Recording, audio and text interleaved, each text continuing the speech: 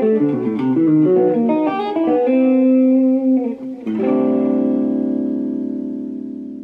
guys, it's Charles here with Charles Harrison Music. Today's line is based on the pentatonic, and you can use this anywhere where you would normally use a minor pentatonic. Not a huge amount to say about this one, but as always you'll find the notation and tab in the description box below.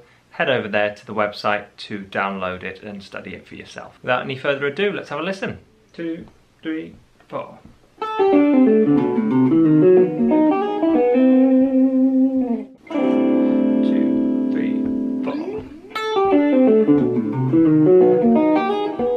There you have it guys. Hopefully you enjoyed that. If you did, please hit the like button and subscribe, and I look forward to seeing you in the next one. Enjoy the practicing. Cheers. 2, 3, 4.